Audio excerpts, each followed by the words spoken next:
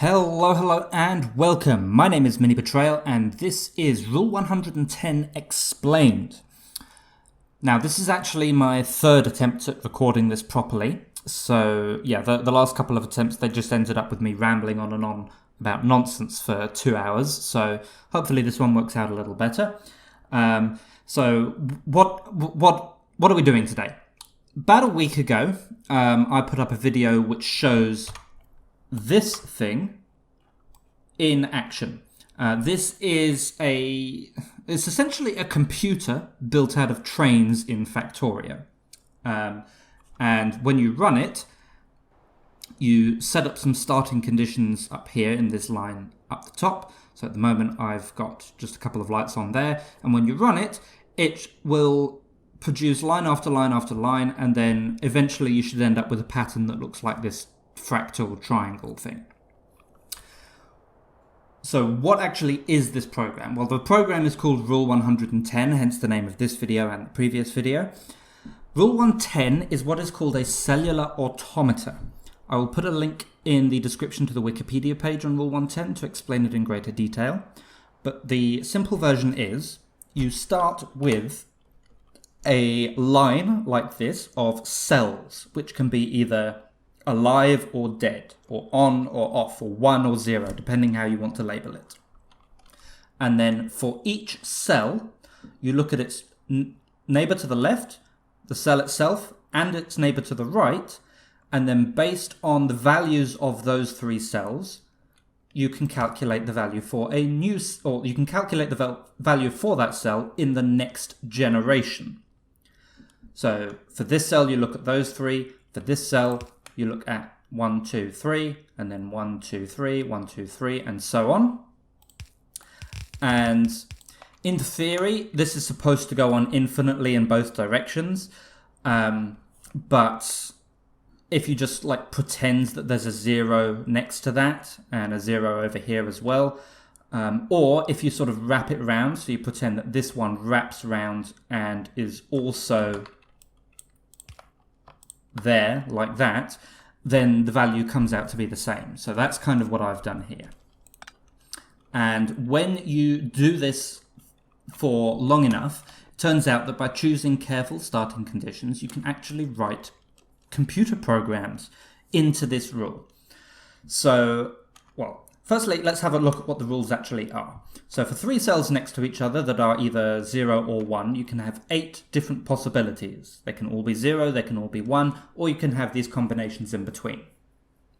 And it's called Rule 110 because if you put them in order like this, which is counting up in binary from 0 to 7, and then take your outputs, so this is your calculated results. So if you start with the cell itself off, but its 2 neighbors on, then in the next generation, that cell will become on. If it's off and its 2 neighbors are off, it will stay off, and so on like that. So if you put the different rule sets in order, counting 0 to 7 in binary, and then take this output here, and turn that into binary, 0, 1, 1, 0, 1, 1, 1, 0, that is actually the number for 110. And that's where it gets its name from. There are other cellular automata as well. In fact, there's 255 of them that work like this. But it just so happens that Rule 110 is the one that's been shown to be Turing complete.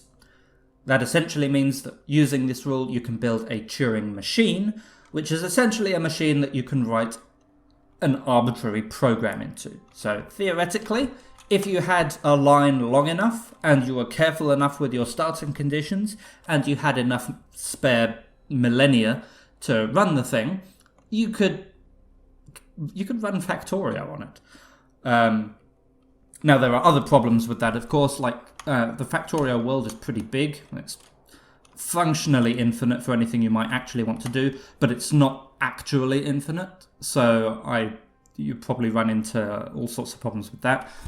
But in theory, it should work. So, how do we build this into some trains? Well, first, we need a way of storing some memory. Now, I've got 2 types of memory here. I've got read-only memory and random access memory. So ROM and RAM. Now I have 8 bits of ROM, and that's where we store the result. So by changing the read-only memory, you can actually run any of the 255 immediate neighbor cellular automaton using this machine.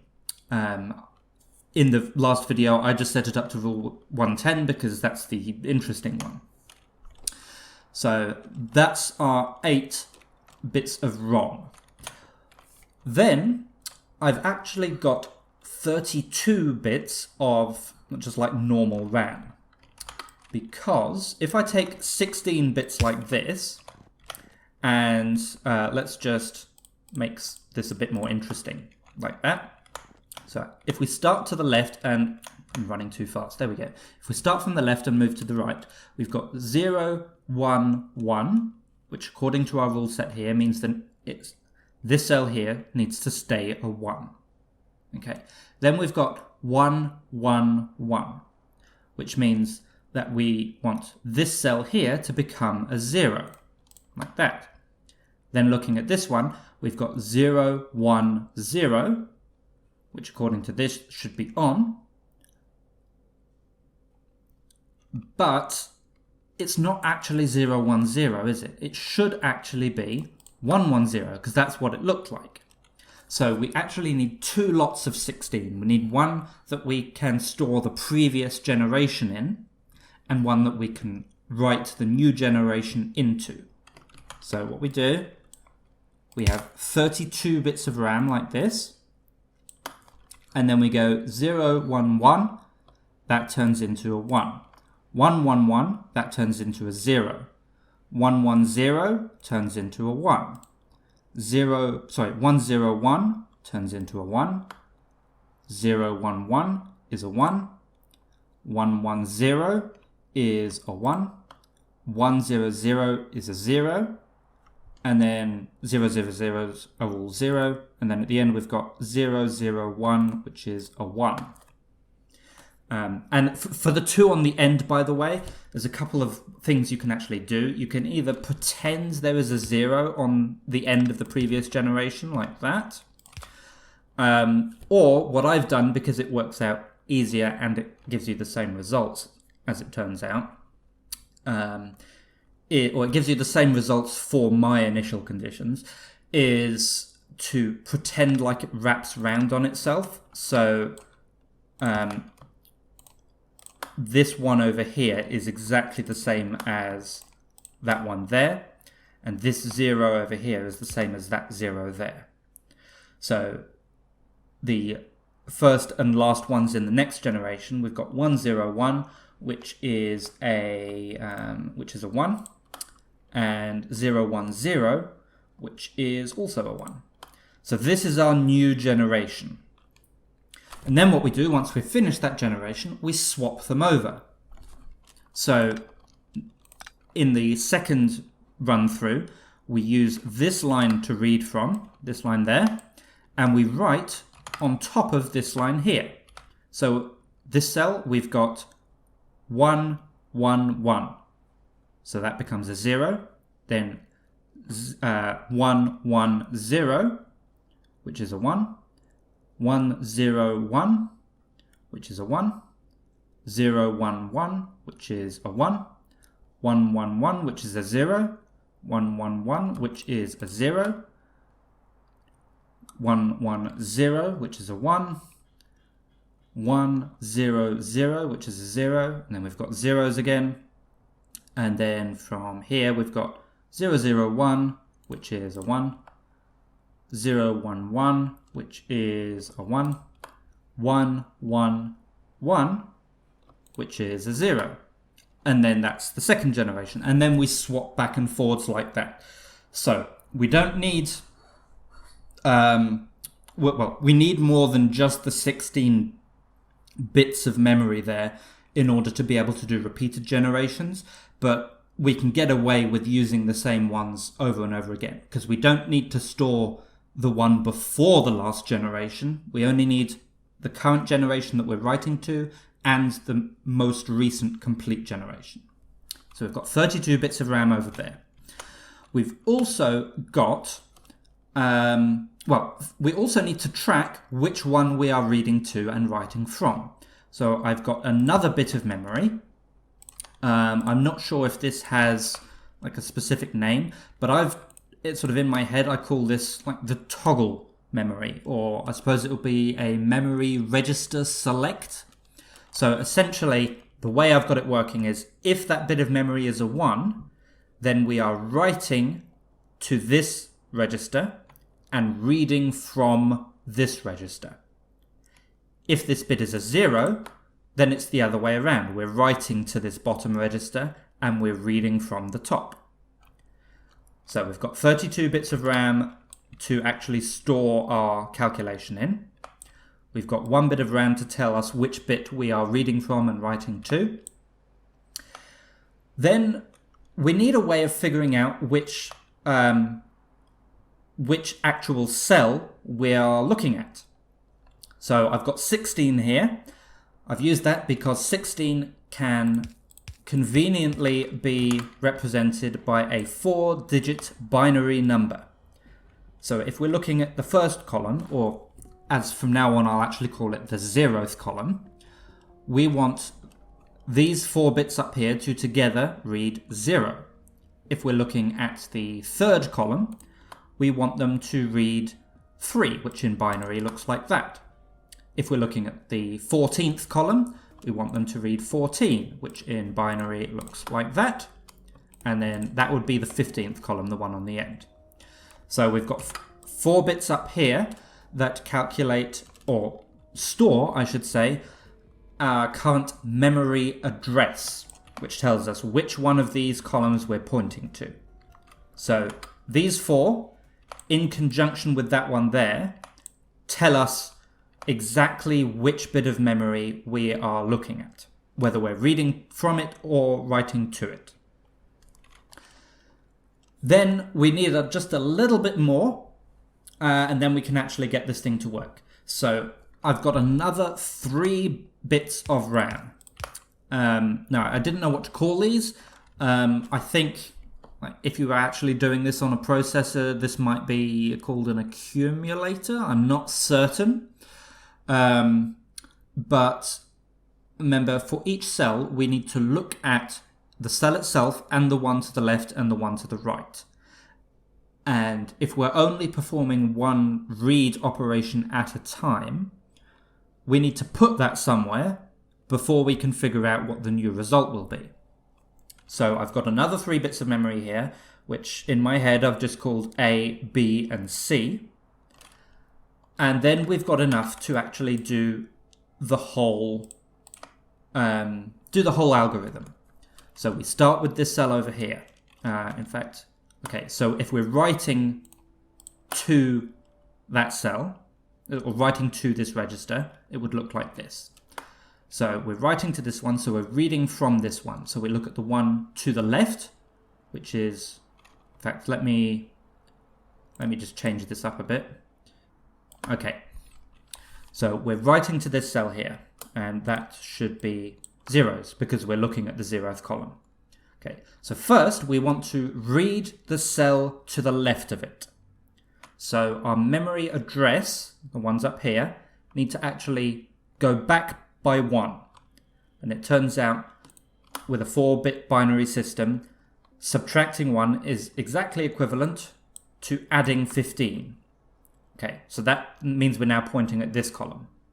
We then read, so we're reading from this register, and we store this result in A. Then we add 1 to the memory register, which brings us back to our middle cell. So 15 plus 1 gives us 0. We then read this cell into B. We then add 1 to the memory register.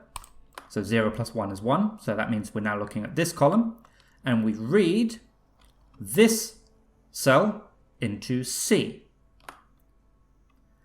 Then we want to go back to the cell we're actually writing to. So we need to subtract 1 from the memory register. Remember, that's equivalent to adding 15. So 15 plus 1 is 0 in a 4-bit binary system. Just work with me here. Okay, so now we're pointing at this cell, which is where we want. Now we need to take these 3 numbers here.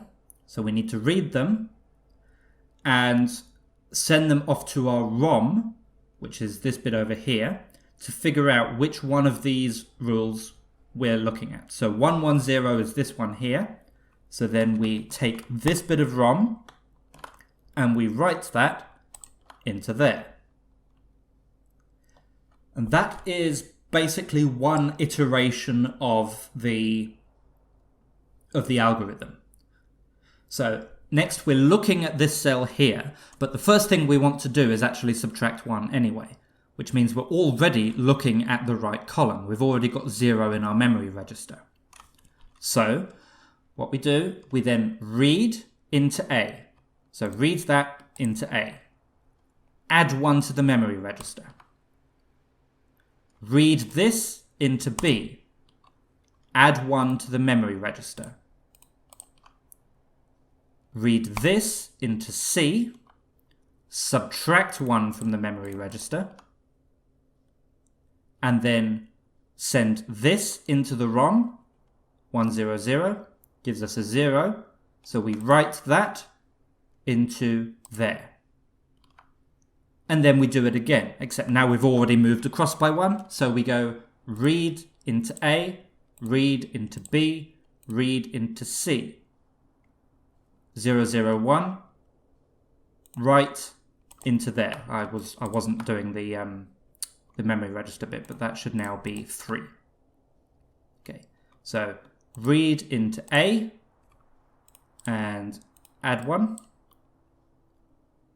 Read into B, add 1, read into C, and then read this into there, and then go again. So hopefully that should be enough to sort of tell you how things work within each generation.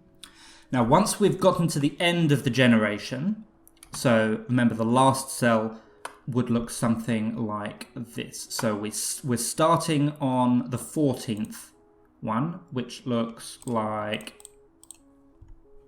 this.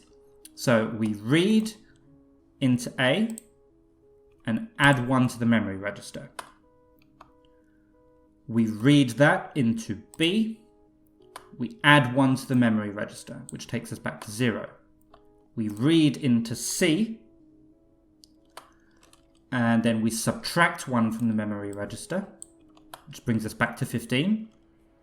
We then take this to our ROM and write that into there. Now that is the end of one generation, and at the end of one generation we need to swap registers, i.e. we need to toggle this bit here. So the way I've done that is after each read, read, read, write, I've tested to see if this is 15, i.e. if all of these lights are on, because that is only the case once we've finished the last cell in the row. If it is 15, then I toggle that.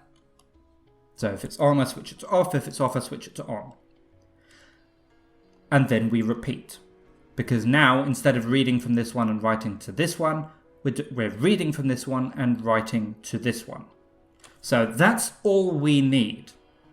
Now, I have done a little bit extra. So for the display, this bit is done with circuit networks. So all of the logic of the actual computer is done purely by trains.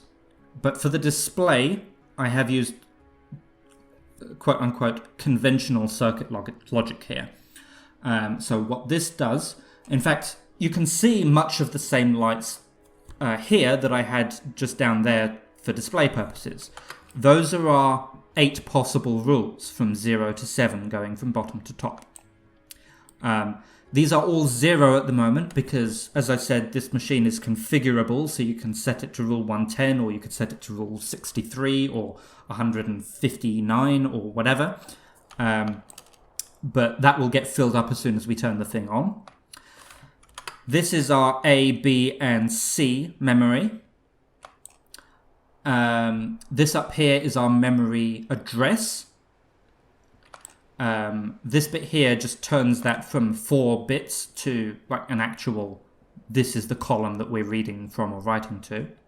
This here is our 32 bits of RAM in 2 registers.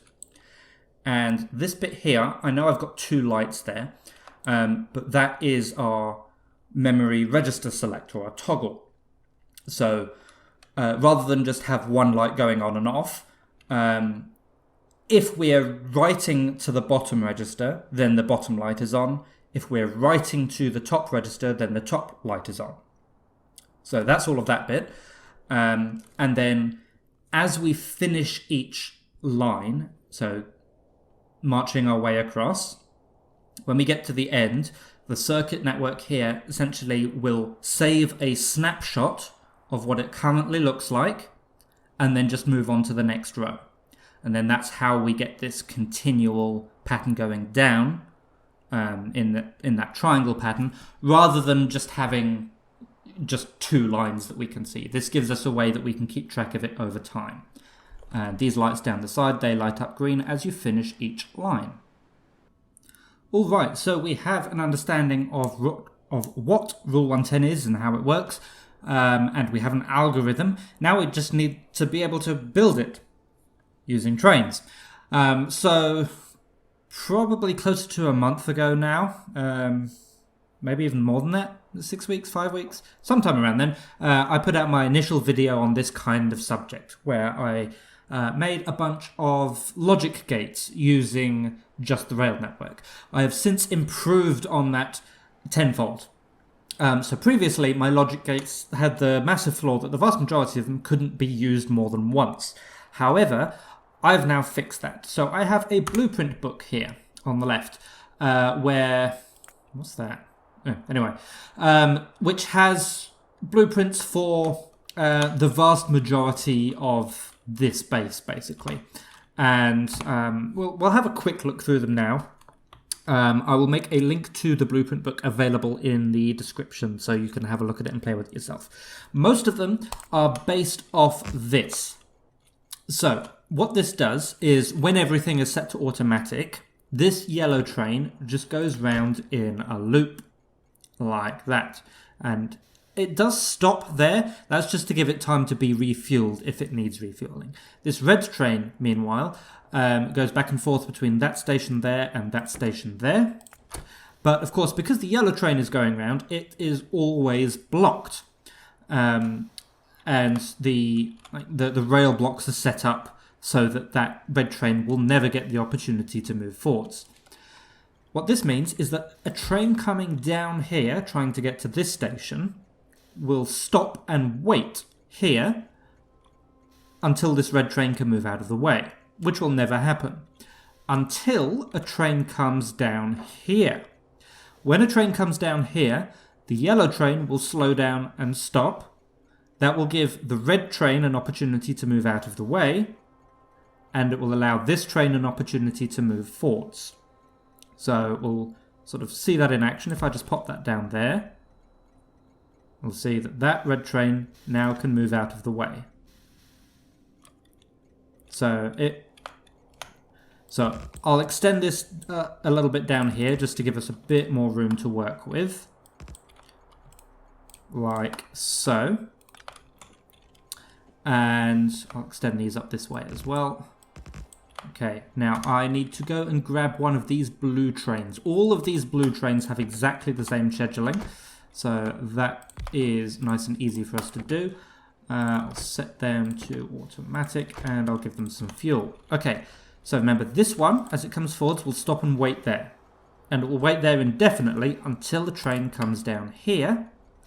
The red one will move out of the way and allow both the blue trains to move forwards. That is the basic unit of all of these logic gates. So that was this one there, the timer delay. I've also got variations where you can have 2 or 3 or even 4 trains waiting for a train to come and intercept that yellow train. I also have splitters. So I'll show you this one here. So this splits one incoming signal into two outgoing signals, because this one over here, you can see, is labeled from source. Everything in the map that is labeled from source, if you trace it back eventually, will come to this massive source of trains up here. Similarly, a couple of the network components have things that are labeled to sync. Anything that's labeled to sync will go up and into this bit up here to become available for use later on. So let's see this one in action. I'll set that to automatic and that to automatic. I'll grab a couple of these blue trains. So I've put 2 there because the from source is effectively supposed to be an infinite supply of pre-fueled trains. Okay, so that works like that. Now this one is slightly different. You'll see it doesn't actually intercept the yellow train, but it effectively does because of this little cross piece of rail there. So as soon as I give... Well, actually, I need to give you some stations to actually target. So, yoink. I'll grab that. Okay, so they can actually move forwards now. There we go. Now, as soon as I give this one some fuel, we'll see what happens. Okay, it moves forwards. Because of that blocked rail, the yellow train gets stopped, and exactly one extra train comes through from there. So we've got 1 input going to 2 output. Very useful and something we need to do multiple times. Similarly, I have 3-way, or 1 to 3 and 1 to 4 splitters as well. Then we've actually got logic gates. So this is the important one, I guess. This works as both an and an OR gate. So what we've got 2 inputs up here, which you can see I've labeled A and B. And down here, we've got 2 outputs, 1 of A and B, and 2 of A and B. So if you send in either 0, 1, or 2 trains down there, because they route towards the closest station, they'll try and fill up this bit before they fill up that bit. So they'll fill up. When a timing train comes down to intercept the yellow train and allow things to move forwards, if you have supplied at least 1 of A and B, you'll get a train coming out this middle section. So that works like your OR gate. And if you have both of them, a train will come out of here as well. So that is your AND gate. Whichever one you don't use, you just discard and send off towards the train's sink. So that is that one. Similarly, again, I have 3-way and 4-way AND OR gates. We've also got a NOT gate. Now this one's a little bit more complicated. The way it works, so this one up here comes from the source, this one up here goes to the sink. And this is our single input. So if a train comes in here, or well, actually it's easier to explain, if a train does not come in here, then when the timing train arrives, the source train, which is queued up here, will route to the closest available station, which happens to be this one, and we will get an output train. So again, if we get no input, we do get an output. If we do have an input train, then these will both take off at the same time, and the input train will actually block the source train from reaching this one, from reaching this station, so it will actually go around this way instead, and we will not get a train at the output. So let me see if I can show you that in action. Okay, so I've set things up here so that we should be able to see how this works. I'll set those trains going to automatic. Okay, now if I send a timing train without sending our input, you'll see that this train here goes to the output, as we expected. Okay, let's get rid of that, let's get rid of that. Now, if I do send an input train, then when the timing train comes along, they both go off to the sink, the train's sink up here. So we do not get an output. Now, with these two together, you can basically make any circuit you want. But I've also thrown in an extra couple of logic gates as well. So similar to there being a NOT, there is a NOR gate, a NAND gate, an exclusive NOR, an exclusive OR, and I've got a couple of extra gates in there as well. So I've got this, this is what I call a wait gate. It's very similar to the AND OR.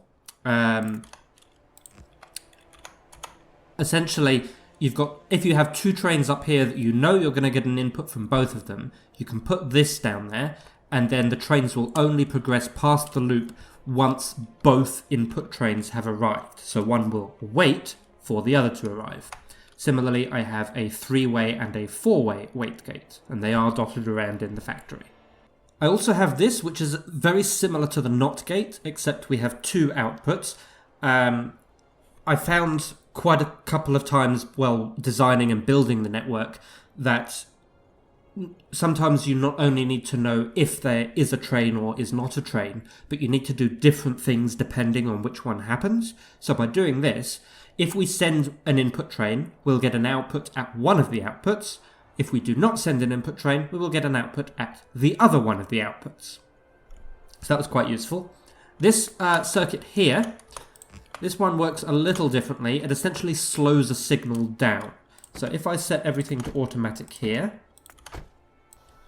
Okay, so that's all ready to go. Now you'll see that this green train here, what it does is it goes to two stations back and forward in a loop. And it waits for 10 seconds at this wait station, which is this station right here. So what this effectively does is the blue train will come forwards and do its thing on the first loop. The green train is going to wait there for 10 seconds. And if you look at this second loop here, you'll see that the blue train cannot progress until the green train has moved forwards. Therefore, this allows us to slow down a signal. And there we go. And once that happens, the green train circles back round and it's ready to be used again. All of these gates are ready to be used again once they've been used once.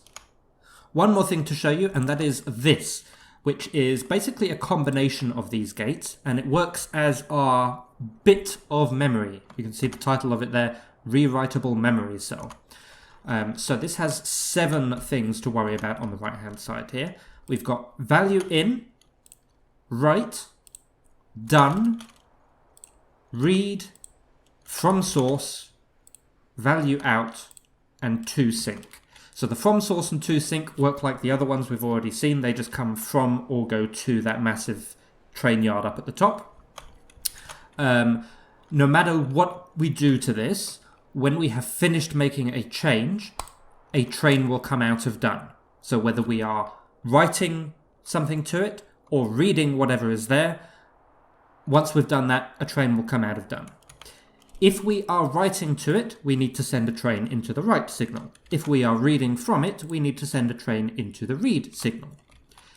If we are writing a 0 to it, then we send a train into the write, and that's all we do. But if we write a 1, we also need to send a train into the value in. So the value we write, either 0 or 1, depends on whether or not we have sent a train into this value in. Similarly, if we are reading, if the current value is 0, we will just get a train coming out of done. But if the current value is 1, we will also get a train coming out of value out. So when we've finished reading, whether or not we have a train coming out of value out will depend on what the current value is, 1 or 0, train or no train. Now it's a little complicated to kind of explain how it works, and I'm sure if you had enough time you could actually design this a bit smaller. In fact, I'm fairly sure that the loop could actually be smaller. The size of the loop there is dependent on basically the train needs to get up to full speed going round, and I went through several iterations until I found something that worked, that happened to be this loop size, and I never changed it from there, but you could probably make it smaller. But anyway, the important thing to note is as you look at the memory cell this way round, that is where your actual value is. So this memory cell, assuming that has fuel and everything is set to automatic, and in fact that one wants to be a blue train, this memory cell currently holds a value of 1. This memory cell holds a value of 0. So we can see that in action actually. If I go up here, we'll see some of these memory cells. This memory cell, no train here, has a value of 0. This memory cell, with a train here, holds a value of 1. And in fact, if we go back to our display, that is the train that is causing that 1 signal to pop up there.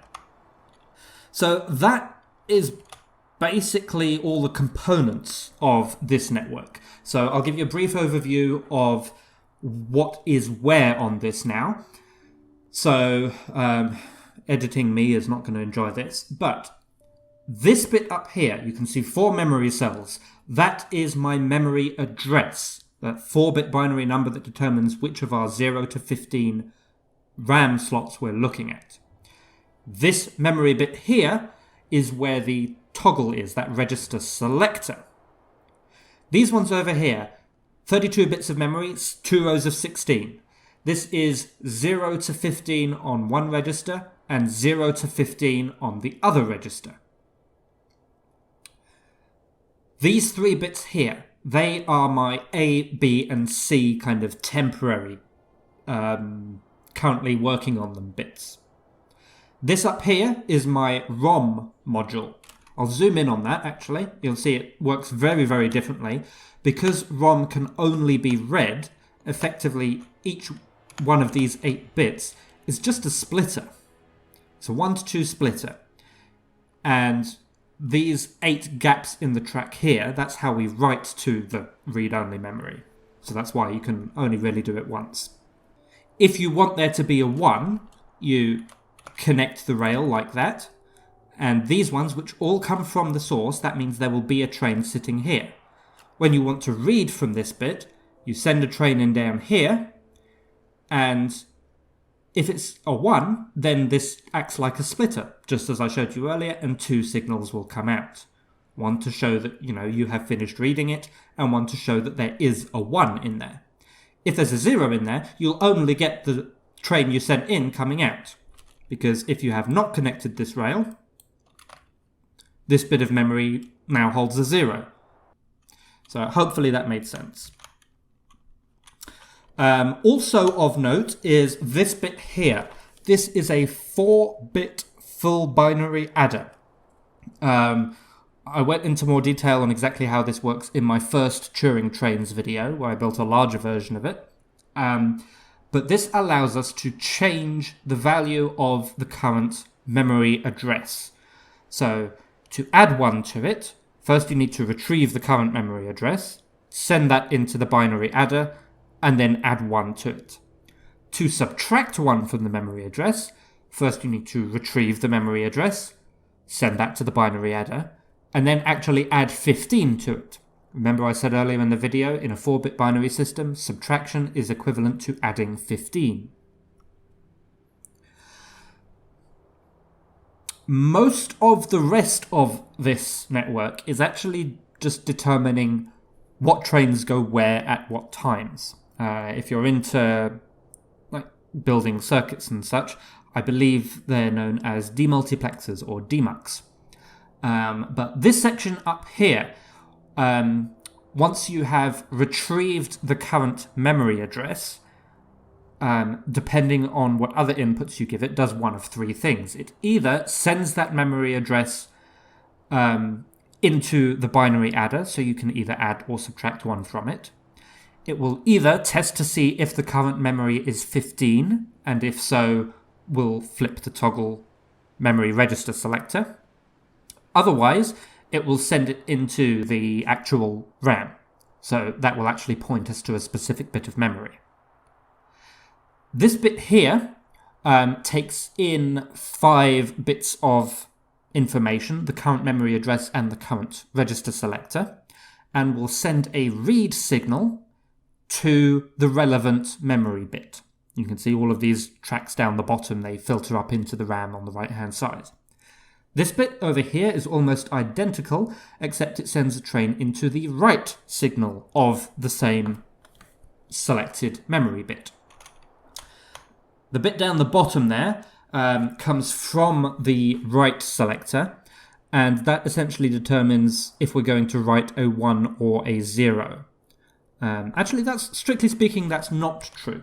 This bit up here actually queries the ROM and determines whether or not we're going to write a 0 or a 1, but we only get 1 train out of the ROM. So this bit splits it into 32, and then based on whichever read signal comes in, we then send that off to the RAM. So that's what that bit does.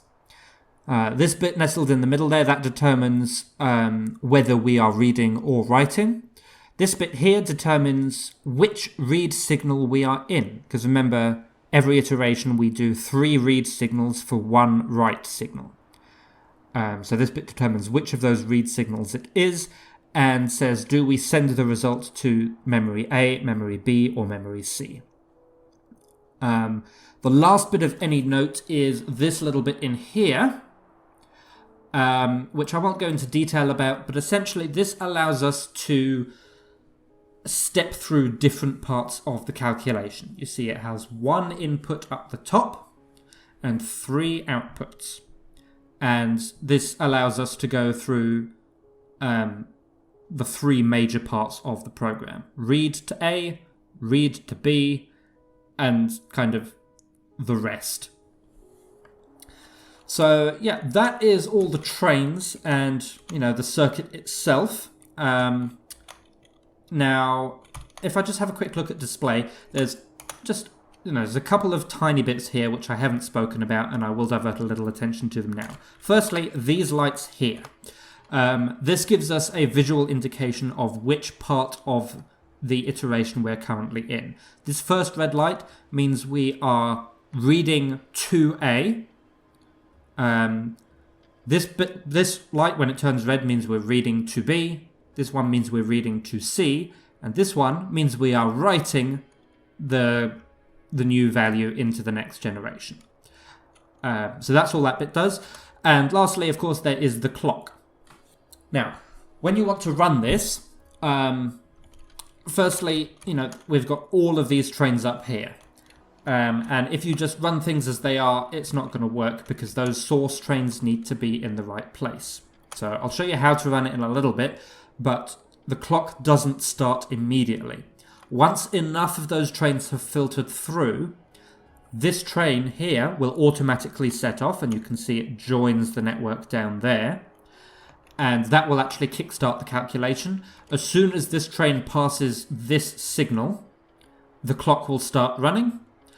And once we have finished our last generation, a train will be directed to come back down here, and as soon as it passes this signal, the clock will stop. So that can tell you how long the calculation takes to run. The clock itself, I am nowhere near it. Let me go a bit closer. The clock itself runs in real time. So if you have a powerful enough computer, Factorio runs at 60 updates per second. But because this map is so big and my computer is not amazing, it's alright, but it's not amazing, the map as it is, you can see at the top there, is running at about 57 frames per second, so slightly less than optimal. However, once all of these trains are set to automatic and they're doing all their pathing, that plummets to about 33 updates per second, so about half speed. So what you can do if you decide to run this on your computer, once you figure out exactly how fast this actually runs, you can come to this combinator here and set this I to however many UPS you're actually getting, and that will turn the clock to approximately real time. So when I did this, it took about 25 real-time days to do. If you don't want to do that, just set I here to 60. In fact, I will do that, so by default it is set to 60 for you. And then the clock will run in-game time. So there's that. That also gives us the reason why I have everything currently set to manual and I have all of these trains up here. These trains are all up here just so they're out of the way.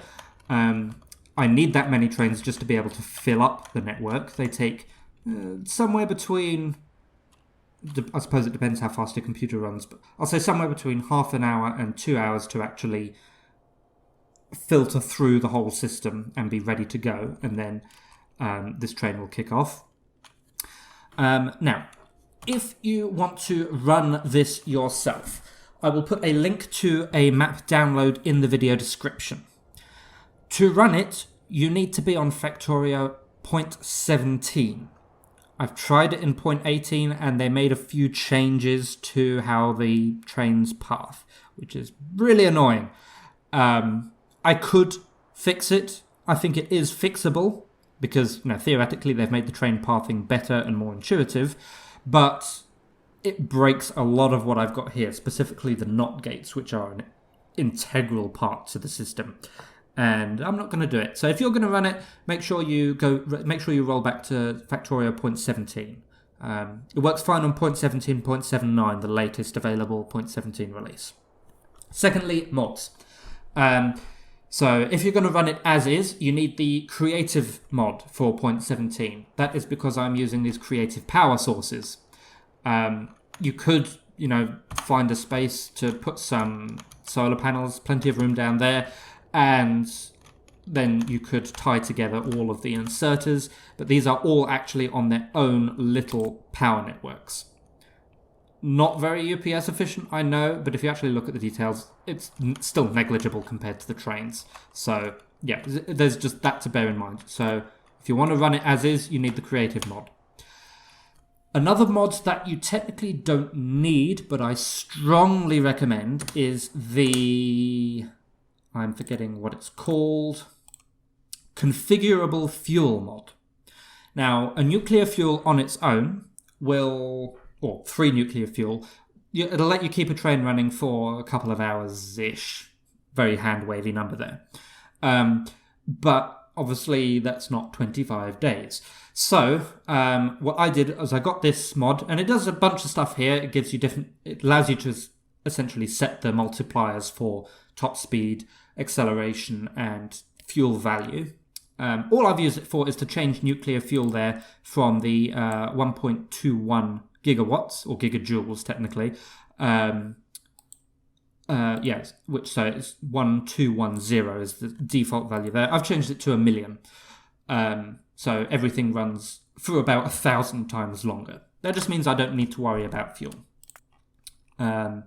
Regarding fuel, I'll mention quickly, all of the logic gates, using the creative mod at least, you can see I've got duplicating chests here full of nuclear fuel. So all of the logic gates, the yellow trains, the red trains, and the couple of green trains that are dotted around, they are all actually self-fueling. They can fuel themselves indefinitely. It is only the blue trains. Now the reason I've not done that is because in theory at least, all you have to do is to make this section up here bigger. With 4,800 trains, they do get reused, but if you were to put in 48,000 trains or 48 million blue trains, you could run a program of any length just by sticking in more and more blue trains. So I suppose you could find a way of fueling these somehow. You'd probably have to change the train schedules away, like you'd have to give them a time passed of 0 at each one, but that would slow things down even more. So they are the two mods you need to run this system. Then I am currently using another mod, which is the concrete texture, I think it's called. Yeah, that just gives me a nicer background. The vanilla refined concrete background is a little bit messier, and building something like this in particular, I think this nice clean grid is just nicer to work with. Okay, so you've downloaded the map, you've set yourself back to 0.17, you've got your mods, you've reconfigured your fuel, and we're good to go. How do you get this thing working? So there's a couple of steps. First, you want to set your initial conditions. Now, so I'll supply the map like this, so it's already got this this light on. If you want to give yourself different conditions, if you come to this register here, so the left register in the RAM, this counts from 0 to 15, so 0 to 15 from bottom to top. So you can see the top one here has a train in this section, and that's why the 15th column is lit up there. If I come back to this view, let me just copy a blue train quickly. If I come back to this view, go down to, say, 0, pop a train in there, make sure you copy from one of the blue trains, and give it some fuel. Then if I come back to here, there you can see that the 0th column is lit up. So anything you want to start off with, that's where you program in your initial conditions. Now I'm going to get, I'm going to get rid of this train there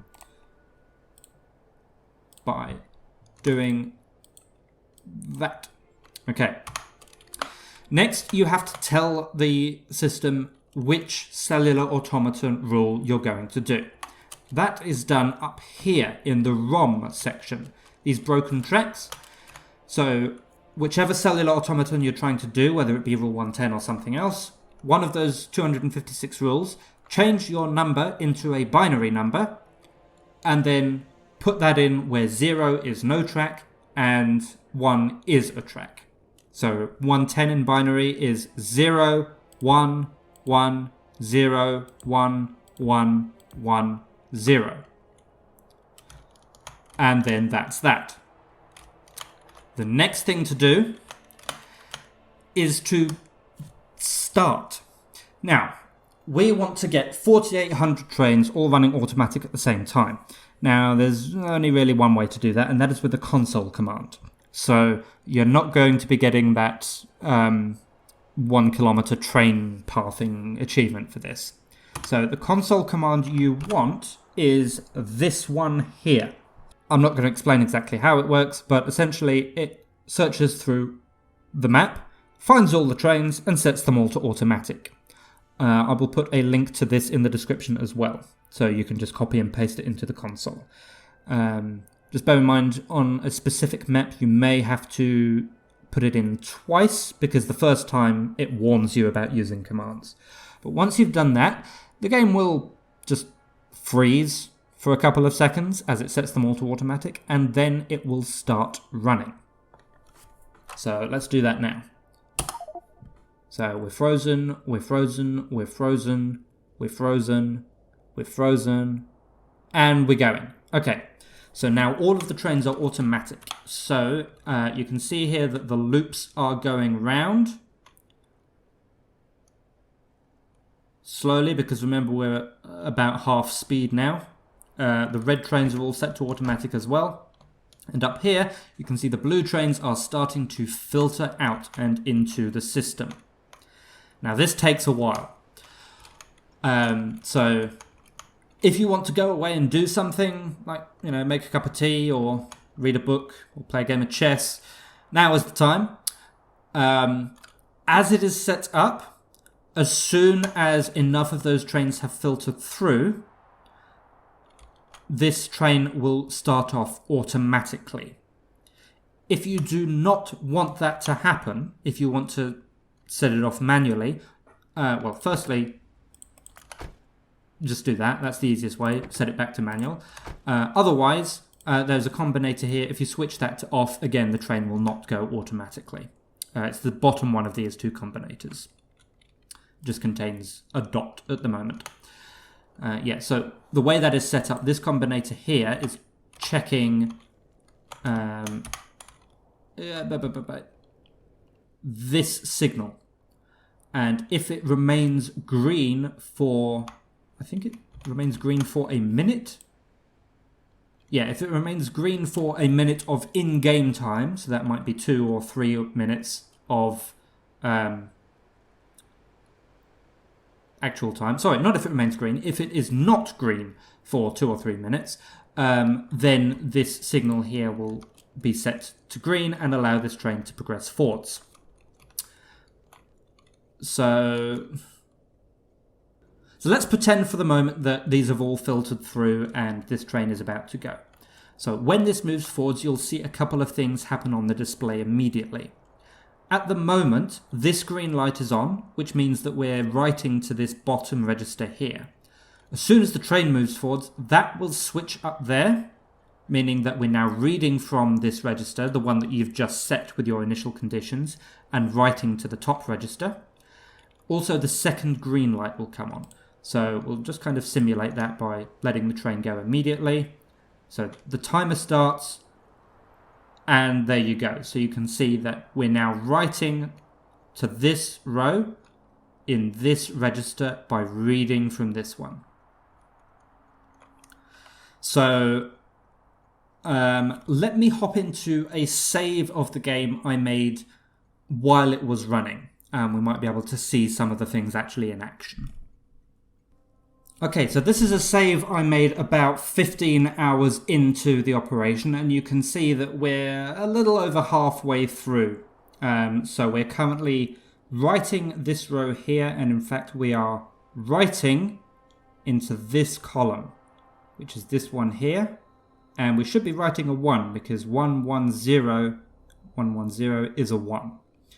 Okay, so yeah, there's that. Let's see if we can find which bit of the system is actually active at the moment. Yeah, so you can see that the blue trains, they just kind of line up like that to give everything an infinite source of blue trains. Also, just now you'll see that there's a bunch of notes all over the place. I did have to do several bug fixes on the fly as this was running, and for each one I just left myself a note. But the version that you will download has had all of these notes actually fixed from the start, so they won't be there. Okay, so let me see if I can find where we are at. Oh, we're up here somewhere. Okay. So yes, this is this bit up here. This means we have just retrieved the current memory address. And so you can see this is an AND OR gate, except we're taking the one from the right-hand side. So as this train comes in, the red train will move out of the way and we'll be able to send a blue train onwards. The rest of them, they just get thrown off back into the sink. Whereas this one over here, this will have one come in. There's no third train in this case. So both of these, in fact all three of these, they get routed back off towards the sink. They're all discarded. We don't need any of them. Okay. This one here is just a two-way version. In fact, here we can see, I think that is actually a splitter in action. Yeah, so we just send timing trains to the last two of these AND gates. This one does nothing, but this is the train we're interested in. Let's see if we can follow it. Yeah, there we go. So this is sending the current memory address into the next bit, which determines are we reading or writing. So that comes down here. Okay, this is a wait gate that it's about to go into. So we have retrieved both the memory address and the toggle address. That's what that wait gate is testing for. And then actually that looks, yeah, that one's now going back off to the sink, so we don't need that anymore. This is the train we are now interested in. So this one goes on a bit of a loopy journey backwards and forwards through different not selectors. Remember, sometimes we have trains and we want them to go one way, sometimes we don't have trains and we want them to go the other way. So I should be able to, yeah. So you can see here, this NOT gate, we have an input. So we're going to get an output on the bottom one of these two output lines.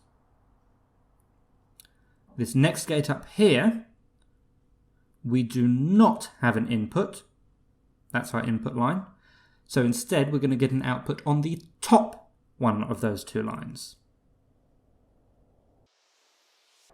This one, we do have an input, so we're going to get an output on the bottom one of the lines. In fact, let's follow this train from here. Okay, so this goes into a splitter.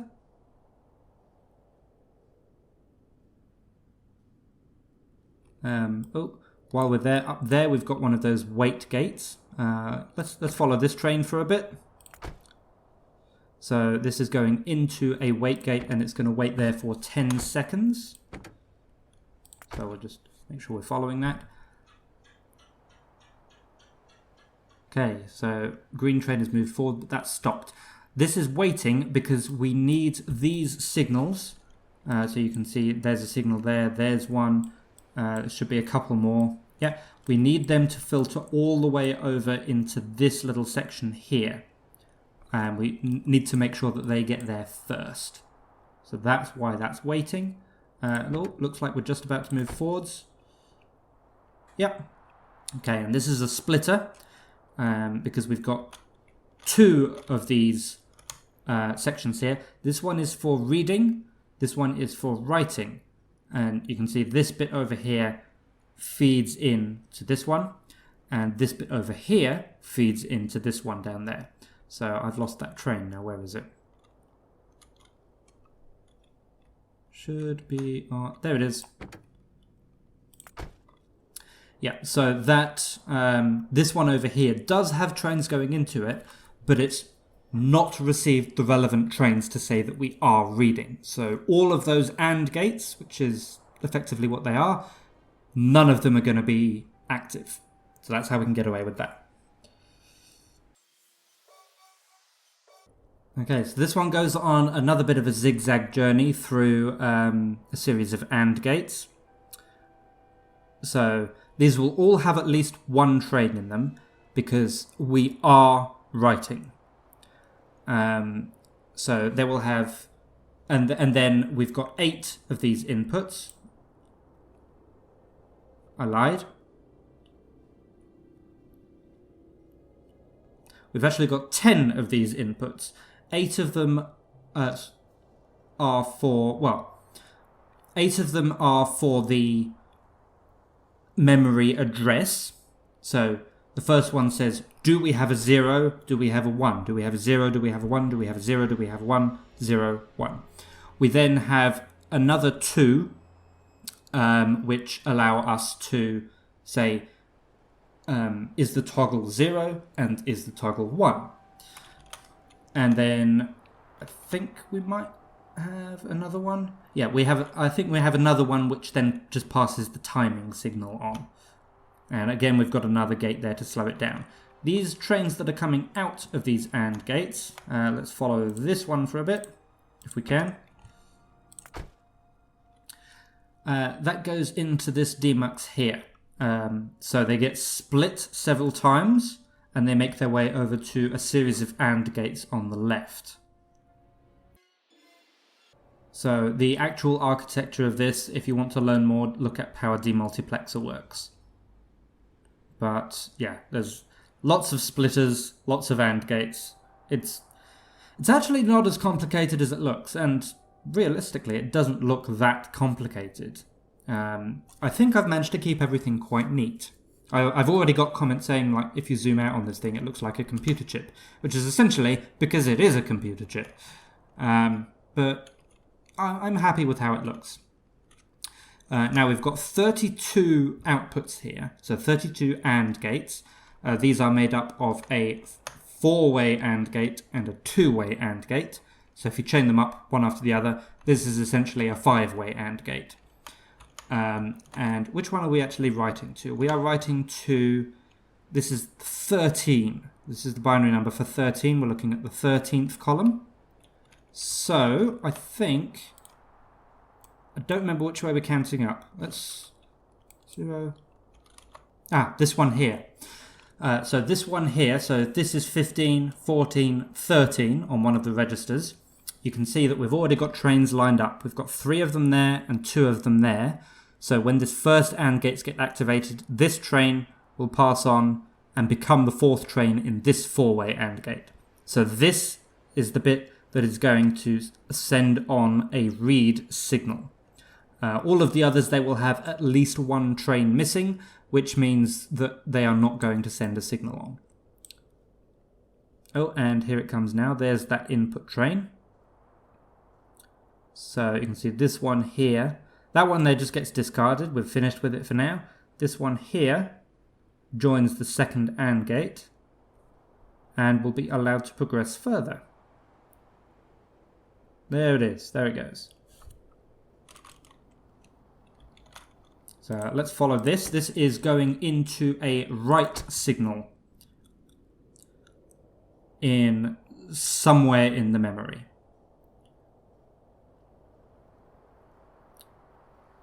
Okay, so that comes down here. Now we are writing a value of 1, which means that all of these bits here, they have a train already sitting there. That has come from the ROM, essentially. but only this one has 2 trains in it. So this kind of works. It's actually a not selector again, but it works a little bit like an AND in this case. So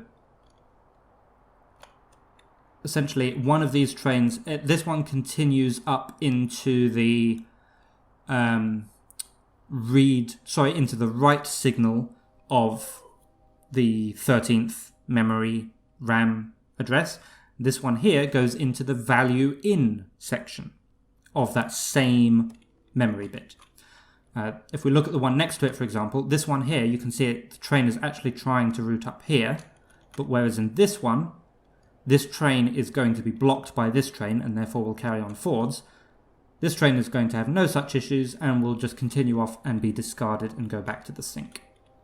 So we're just waiting on a timing train now, which is here.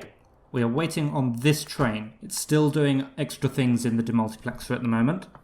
It's got a little bit more to do. So yeah, we'll follow this. So again, similarly, we want to make sure that the demultiplexer has finished demultiplexing before we send it on to the actual memory.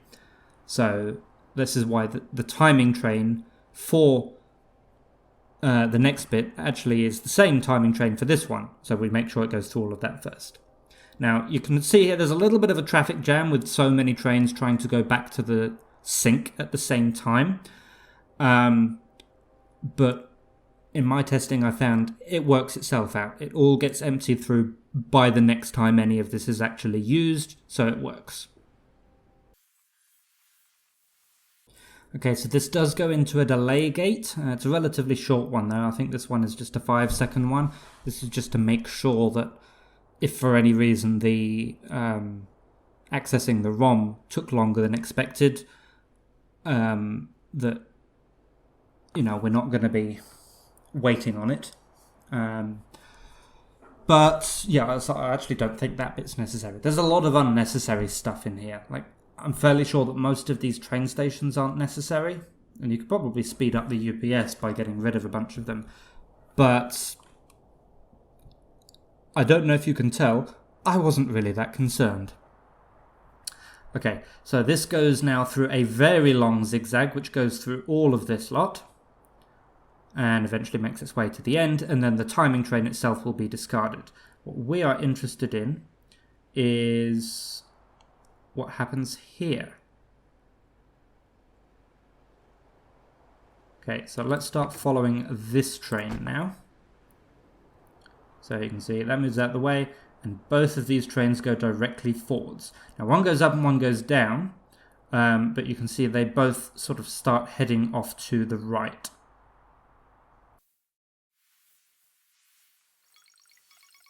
Okay, so here we are heading into the right section of this demultiplexer. Sorry, this isn't a demultiplexer, this is a memory bit. Now you can see that there's already a 1 there. So that one moves on at that point. And then this is the timing train now. So that right signal has become a timing train. The one that was already there gets thrown off towards a discard. And then the right signal comes back round here, where you can see that value in train has arrived just in time to then be put in there. So if that was a 0, so if we had not received a train there, that would still be 0. And regardless of what was already there, it's now a 1. Meanwhile, the train has come out of the done section.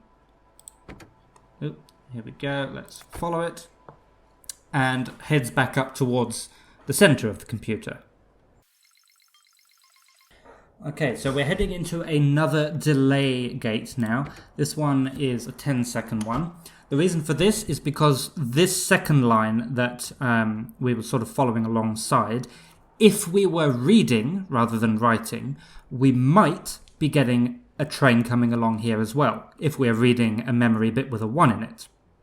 And if we are doing a read operation, we need that train to go ahead of us and do some stuff before this train arrives.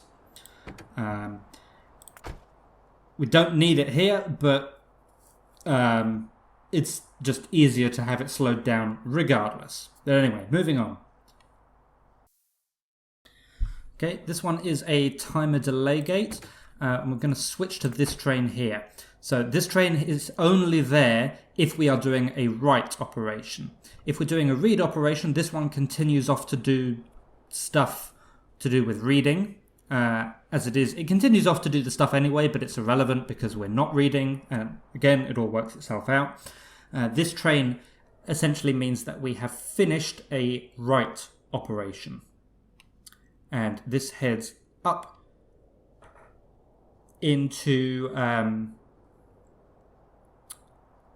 this part, which then goes on to check, have we reached the end of a generation? If we have, then it will flip the memory bit and it will flip the memory register selector bit and go on from there. But I think that's about enough for now. If you want to see any more of it, as I said, download in the description. If you have any questions, feel free to leave them in the description below. Actually, don't leave them in the description. That's where I write things. Leave them in the comment section below. If you have any more detailed questions, though, I do have a Discord. You can come and say hello to me on that, and I will answer any questions you have there. If you particularly enjoyed this video, I kind of feel as though I should probably plug my Patreon. There's a link to that in the description as well. You can get perks for that. It's all on Patreon's website. Go and have a look. Otherwise, a little bit of channel news for you now. So my channel's kind of exploded in the last couple of months, which is great. Thank you so much to all my new subscribers. I will be resuming normal videos shortly. Regarding Factorio Megabase, I am kind of on the fence about this one. I have tried a few times, actually, to get that series going again. But despite what you see here, despite the other massive things I've done in Factorio, I've never actually done a conventional Megabase. And in that series, I think I've dug myself into a hole. I can't seem to progress in any reasonable manner. So I have two options I'm not decided about yet. One, I can just press forwards. It will be boring. Probably for me, certainly, because on a series like that, for every minute of gameplay you see, I probably record anywhere between 5 and 10 minutes of actual stuff. It all gets edited down, so you only see the interesting bits. So it's going to take a while because of that as well. I don't know what I'm doing, so there's that, basically. Also, there will be a longer gap between episodes if I do that. The other option is I can do Factorio Megabase Season 2, where I take some of the lessons that I have learned from Factorio Megabase and apply them. I get to start a new Factorio series, and, I'll be able to actually pay attention to some of the mistakes I made, such as, with the previous Megabase series, I tried to go for default resources and default biters. I'm sure it's possible, but I don't think it's feasible for a Megabase. You can certainly finish the game. I did finish the game. But I think you need more resources and railworld rule biters that don't continually attack you all the time. But anyway, still on the fence about that. I haven't decided. I have kind of in the works new series planned for Satisfactory when Update 3 comes out. I have a kind of... Well, no, it's not a kind of. It is a new series coming out. I found a new game which looks interesting. It looks like it might be in my wheelhouse, and for once I've actually managed to avoid spoilers. Subnautica got spoiled for me, and while I did do a series, I knew a lot of the stuff. Outer Wilds, which I really like, got totally spoiled for me, and that game is all about figuring things out and first impressions, so I can't do a series on that one. This one is called Journey to the Savage Planet. I think, which I saw described as a cross between Subnautica and Satisfactory. I saw the first 10 minutes of a Let's Play and I like it, so I got it and I plan to be doing a series on that. Also, I've been in discussion with a couple of friends of mine about a potential Astroneer multiplayer series that may turn into a Satisfactory multiplayer series. We may do both as a multiplayer series. Not sure about that yet, but in the works. Lastly, I have a kind of idea about a Factorio multiplayer series. I'm still pulling together a lot of details about that one. If it works, it will be good. I don't know if it's going to work yet, though, so a little teaser for you there. Otherwise, sort of way back when I was a tiny channel and I hit 1,000 subscribers, I said I would have a new intro and outro sequence. That's still in the works. Remember, I initially thought I would have until the end of February to finish that. So, yeah, still in the works there. What else is new? I don't know. I didn't script this bit. I don't have a list or anything. Hell, yeah, if there's new stuff, I'll put it in my Discord. There you go. More incentive for you to come and say hello. But I'm going to leave it there. I am hopefully never, ever going to do anything like this again with trains. I'm kind of trained out at the moment. But hopefully, if you take this, download it, show me some of the things you do. Can you make improvements? Let me know. Can you experiment with other cellular automata? Let me know. Can you show me an interesting pattern you can make using one of the cellular automata? Let me know. Can your computer run it faster than 25 days? Let me know. But yes, in the meantime though, I will say thank you very much for watching, and I will see you again soon.